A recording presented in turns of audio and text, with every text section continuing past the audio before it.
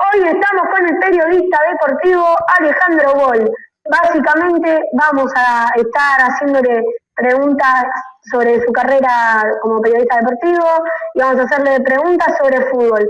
Antes de todo queremos agradecerte por este tiempo, por estar con nosotros en el Día del Trabajador y bueno, espero que te guste el video. Ya podemos comenzar, es el turno de Antonio. Bueno, hola, soy Antonio, pero me dicen Anto. Y Alejandro, ¿qué fue lo que te hizo empezar a querer ser periodista deportivo? Bueno, primero los saludo a todos, gracias por la invitación, me alegra mucho poder estar con ustedes charlando de fútbol. Eh, y a la pregunta de Anto, a ver, a mí me gustaba en su momento cuando era eh, joven, chico, adolescente, tenía la idea de poder contar historias. Yo, no sé, pensaba en ser escritor y bueno, y dedicarme a eso. Y la verdad es que cuando terminé la escuela secundaria, cuando estaba hacia dónde ir y empecé a pensar en hacer periodismo, que era como un camino para, para, para dedicarme a eso. Me gustaba mucho leer, también por supuesto me gustaba leer en ese momento diarios y demás. Y la realidad es que en deportes como que me fue ganando. Primero que hice una carrera como periodista deportivo, ¿no? O sea, estudié periodismo deportivo. Y me di cuenta que a través del deporte podía contar un montón de historias que no tenían que ver únicamente solamente con lo que podía pasar con 22 jugadores adentro de una cancha, si hablamos de fútbol, ¿no? Que el deporte me permitía contar otro tipo de historias humanas, políticas, sociales, me permitía contar el mundo. Entonces, de alguna manera me abracé a eso y bueno, es lo que trato de hacer con mayor efectividad, con menor efectividad de hace un tiempo. Bueno, soy Lautaro, me dicen Lauti, y bueno, investigando un poco nos enteramos que cubriste el Mundial 2014, 2018 y el más grande de todos, para todos los argentinos de esta última generación, el 2022. ¿Cómo se sintió y cómo lo viviste? Bueno, cada mundial fue distinto desde ya. El primer mundial tenía la emoción de poder trabajar y poder contar un mundial y también la responsabilidad un poco por lo que les decía, ¿no? Porque lo que yo me preguntaba era, ¿cómo es vivir en un lugar durante 30 días, en un lugar donde se juega un mundial, ¿no? Te levantás todos los días sabiendo que podés contar una historia, podés tener un partido. En mi caso, en los 3 mundiales, los mundiales los cubrí de manera mucho más panorámica, es decir, no solamente fui a los partidos de Argentina, sino que traté de pensar en el mundial en su conjunto y en el lugar en donde estábamos en el mundial, es decir, qué pasaba en Brasil durante el mundial, qué pasaba en Rusia durante el mundial y qué pasaba en Qatar. Y si querés, en Qatar había otra cosa, que es qué es Qatar, ¿no? O qué era Qatar para todos nosotros. Así que para mí Brasil fue una experiencia alucinante porque además hicimos 8.000 kilómetros, un poco menos, 7.000 y pico de kilómetros en un auto con mis colegas, con los que alquilamos un auto, hicimos base en San Pablo. Argentina jugó su primer partido en Río de Janeiro contra Bosnia y la verdad es que fue muy impactante por lo que significaba esto que les contaba, ¿no? Estar en un lugar en donde te levantabas todos los días pensando qué historia vas a poder contar del Mundial. Me acuerdo que yo estaba en San Pablo y los bosnios estaban a unos kilómetros de ahí entrenándose, iban a ser los rivales de Argentina.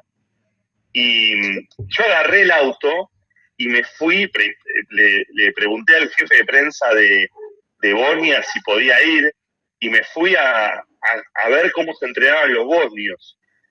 Y jugaban, bueno, 2 días después jugaban con Argentina en Río de Janeiro, y claro, yo era el único argentino que estaba en el entrenamiento de los bosnios, y se pensaron que era un espía en ese momento del plantel conducía Sabela y me tuve que ir del entrenamiento. Si no, me sacaron, me tuve que ir del entrenamiento porque pensaron que en realidad iba a haber cosas de ese entrenamiento. Bueno, después Argentina debutó y además Argentina llegó a la final de ese mundial. Ustedes seguramente no lo vivieron, me imagino por la edad, sospecho que no lo llegaron a ver. Era muy chiquito, pero sí. Claro, era muy Claro. chiquito. Pero fue muy lindo porque, bueno, Argentina llegó a la final en Río de Janeiro y demás. Después, el Mundial de Rusia también fue un mundial muy especial porque fue un mundial muy lindo en relación a cómo se vivía y cómo se vivió ese mundial. Nosotros, así como yo les dije que hicimos el Mundial de Brasil en autos, en el caso del Mundial de Rusia lo hicimos en trenes, porque íbamos por toda la red ferroviaria rusa y teníamos que Argentina jugaba en Nizhny, Argentina jugaba en Moscú y de pronto había un partido en San Petersburgo y nos íbamos en tren y después Argentina terminó jugando en Kazán. Por un lado, desde la mirada de la selección argentina fue un mundial muy caótico, ahí ya eran un poco más grandes, ustedes se acordarán de esa eliminación con Francia, pero también Sí, la verdad. sí, pero a la vez fue muy lindo de poder cubrir en términos históricos, en términos de todo lo que pasaba en la ciudad. Y llegamos al tercer mundial, que fue Qatar 2022, que tenía una particularidad inicial, ¿no? Primero, había mucha discusión respecto a lo que pasaba en Qatar, lo que pasa con algunas minorías, lo que pasa con la clase trabajadora. Había toda una cuestión ahí que nosotros también, o por lo menos yo me planteaba ir a ver.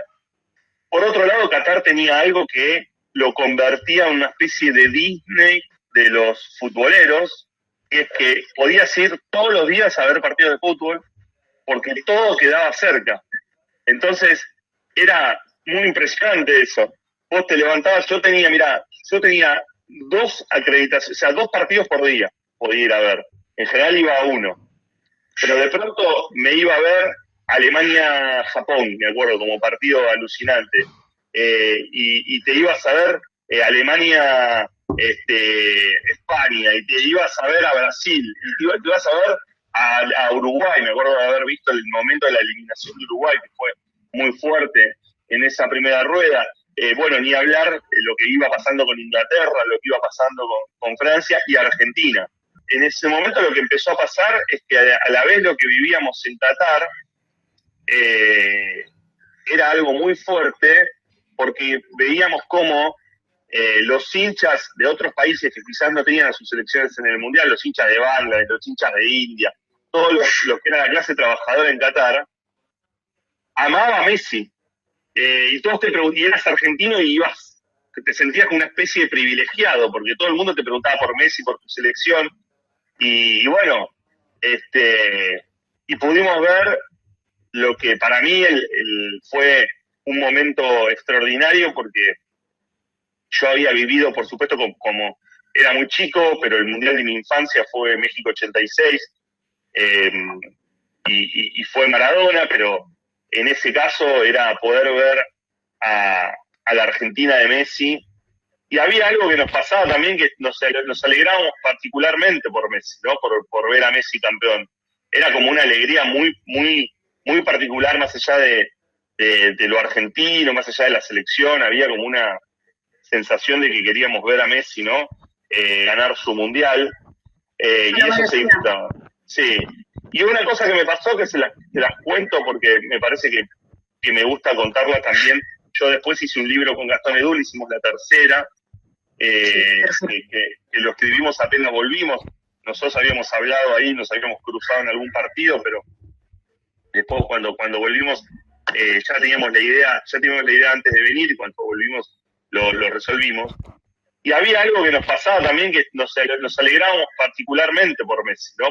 Por ver a Messi campeón. Era como una alegría muy, muy, muy particular, más allá de lo argentino, más allá de la selección. Había como una sensación de que queríamos ver a Messi, ¿no? Ganar su mundial, y eso se disfrutaba. Sí. Y una cosa que me pasó, que se las cuento porque me parece que me gusta contarla también. Yo después hice un libro con Gastón Edul, hicimos la tercera, que lo escribimos apenas volvimos. Nosotros habíamos hablado ahí, nos habíamos cruzado en algún partido, pero Después cuando volvimos, ya teníamos la idea antes de venir, y cuando volvimos lo resolvimos. Pero es algo que cuento, que es que a mí lo que me pasaba también era que tenía la sensación hermosa de estar en el lugar desde ya. Me acuerdo las noches previas al partido con Francia, nosotros estábamos en un barrio en una isla en rigor de Qatar que se llama La Perla, y en La Perla veíamos el mar y era un lugar maravilloso para estar y para vivir todo lo que fuese mundial y para vivir la previa. Hacíamos un programa con otros colegas para la televisión mexicana, yo estaba en radio además y escribía, pero una cosa que sentí era que yo iba a vivir el mundial lejos de mis hijos. Yo tengo, mi hijo más grande tiene 18 años y mi hijo más chico tiene 13. Y yo sentía, de alguna manera, que si bien estaba en el lugar de los hechos, lo que pasaba, sentía que tenía la sensación y la lejanía de no poder vivirlo con ellos, ¿no? Bueno, lo vivíamos con videollamadas y demás, y después me acuerdo cuando Argentina fue campeón y explotó y lo vimos en Lusail, yo me volví al departamento y me acuerdo que veía por Instagram o por Twitter, veía las imágenes de lo que pasaba en Argentina y era hermoso, ¿no? Lo que se vivía acá. Me imagino que cada uno de ustedes lo habrán vivido con su familia, con sus amigos, con sus amigas, en cada momento, ¿no? No, sí, encima, la verdad, acá se llenó de gente para recibir a la selección en el obelisco. Estaba lleno de gente, había gente subida a árboles y varias cosas, la verdad que me pareció increíble. Lo de la gente subida al obelisco me llamó la atención. Sí. 5 millones de personas creo que eran entre todos. Eso fue tremendo y eso fue la mayor movilización en la historia de la Argentina, ¿no? Por lo menos lo que fue la ciudad de Buenos Aires. Sí, fue una locura. Así que te miraron como un espía. Sí, wow. porque era muy gracioso, pero bueno, no había argentinos en ese entrenamiento. Claro. Entonces, les resultaba raro. Yo les explicaba que no había. Después me trataron bien, pero en ese momento les explicaba esa situación de que nada que ver, de que era un simple periodista. Después pude escribir la historia con los bosnios, que tenían una historia muy fuerte, una historia con guerras, una historia, bueno, un poco lo que yo les decía antes, ¿no? A mí me interesa claro. que quizás el fútbol o el deporte en particular, el deporte en general, te sirva para contar historias, ¿no? Porque finalmente la historia de los bosnios, también en lo que fue la guerra, todo lo que fue ese estado de reconstrucción permanente, donde el fútbol es parte de ese orgullo, y en realidad yo quería ir a contar un poco de eso. Ya hablando más del fútbol argentino, te iba a preguntar, aunque seas de rápido, sí. Para vos, ¿es el mejor equipo del torneo local actualmente? Bueno, es difícil verlo desde el lado del torneo local, porque la verdad es que Racing no fue el mejor en este torneo, ¿no? Yo creo que me acuerdo del primer, tuve que hacer en Fox por Radio, que hacíamos unas transmisiones, el Boca Argentino Junior con debut en el torneo local, con Nico Díez como técnico, y a mí me gusta mucho lo que hizo Nico Díez en Argentinos. Me parece que Independiente, más allá de esto último, bueno, perdió ahora con Atlético Tucumán y un poco cayó y no se puede hacer bien Copa Sudamericana, pero por momentos, y teniendo en cuenta que es un plantel muy corto, está muy bueno lo que hace Bacari con Independiente. Y creo que lo que tiene Racing es que mostró en momentos determinados y en partidos muy importantes, por caso la Recopa con Botafogo, bueno, mostró que era un equipo que cuando decía atacar, decía ser agresivo, y está bien dentro de su esquema de funcionamiento, es un equipo que que es de los más importantes, y no solamente Argentina, de la región. Pero después creo que vemos mucha irregularidad, porque yo pensaba después del partido con Boca el domingo, que quizás River empieza a encontrar un camino mejor del que mostró hasta acá, que le costó mucho. Sacó un empate muy importante con Independiente del Valle, le había ganado a Gimnasia, que le costaba hacer goles y lo consiguió, y ahora además le gana a Boca el Superclásico, entonces parecía que mostraba, pero yo me quedo quizás en ese orden, por ahora. Me quedo con Argentinos Juniors, perdón, y no nombré a otro gran equipo, quizás por momentos más efectivo que vistoso, pero que es Rosario Central. Son los equipos que funcionan, Rosario Central con Ariel Holland, Independiente con Bacari, Argentinos Juniors, y Racing que reencauzó en este último tramo, reencauzó de alguna manera lo que le pasa en el torneo local. Para mí va a tener mucha consideración que Racing ganó la Sudamericana, ¿no? El año pasado y todo eso, pero no está tan fuerte como decías en este torneo local, así que bueno, Sí. no sé qué va a pasar, pero bueno, también hay grandes equipos, ¿no? Siempre hay un River, un Boca, yo la verdad que, viste que echaron a Gago, bueno. Sí. ¿Ustedes me pueden decir de qué cuadro son? Yo soy de River, a mí me encanta River, soy recontra hincha. Vos sos Nacho, de River. Sí. Yo de Boca. Bueno, yo soy Antonio y soy hincha de Lanús. Y el mayor candidato, hay varios, la verdad. Sí. Están los brasileños, hay varios argentinos todavía, pero bueno. No sabría decir que es un candidato para ganar el Libertadores. Claro. Estoy de acuerdo. Sí. Pero bueno, son cosas, hay varios equipos. También está Vélez, pero bueno, hay que ver todo esto.